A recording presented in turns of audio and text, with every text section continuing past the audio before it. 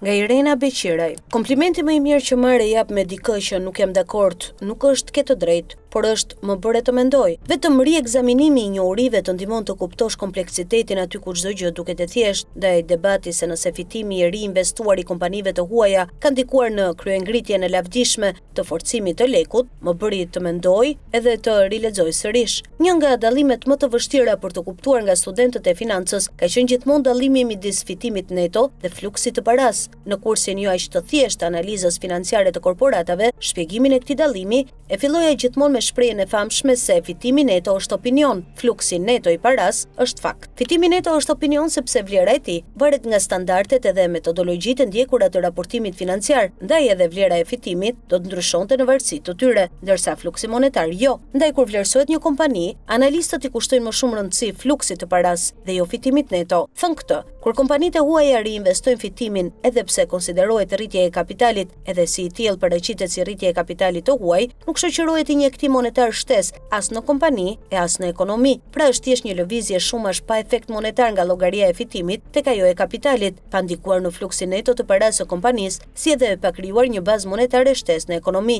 Ngjarja e riinvestimit të fitimit nuk shoqërohet me asnjë shtesë valutore të re në tregun e këmbimit valutor dhe si e tillë krijon neutralitet, qoftë tek bilanci i pagesave, qoftë tek kursi i këmbimit. Meqense asnjë para ndërkufitare nuk lëviz fizikisht gjatë një riinvestimi të fitimit për siguruar neutralitetin matematikor edhe efektin zero në bilancin e pagesave, metodologjia e Eurostat përcakton që 830 milionë euro të investuara gjatë 2025-s të regjistrohen në bilancin e pagesave në dy llogari paralele, kompensuese me shenja të kundërta, pra njëkohësisht edhe si hyrje dhe si dalje, duke zëruar kështu efektin e tyre edhe në bilancin e pagesave. Ky shpjegim teorik mbështetet edhe nga studimet empirike. Provat empirike ndërkombëtare nuk tregojnë një lidhje të fortë të drejtë për drejtë midis fitimeve të mbajtura, fitimeve të riinvestuara të kompanive të huaja dhe mbi vlerësimin të monedhës vendase, pikërisht për arsyeën se fitimet e mbajtura nuk përfshin flukse të reja apo implikojnë domosdoshmërisht ndonjë transaksion të këmbimit valutor. Në vend të kësaj, provat tregojnë vetëm efekte indirekte dhe të kushtëzuara nga fakti,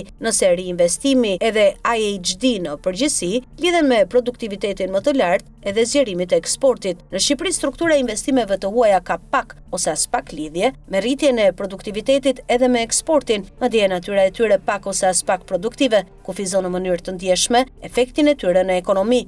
Thënë shkurt, edhe teoria, edhe studimet empirike bashkojnë në të njëjtën pikë. Fitimet e riinvestuara kanë pak ose as pak ndikim në mbiçmimin e lekut, sepse ato nuk ndikojnë kërkesë ofertën e menjëhershme për valutë të huaj apo monedhë vendase. Çdo ndikim i tyre vjen në mënyrë të tërthortë përmes rritjes së produktivitetit dhe nxitjes së eksportit. Qëllimi përfundimtar i këtij debati nuk është të prodhoj konsensus, aq më pak dominim, por të shtyjë të menduarit kritik, i cili është i pari që dallon një ekonomist të zakonshëm nga një ekonomist i mirë. Një ekonomist i zakonshëm është si shoferi që rrëzohet në rrugë të drejtë.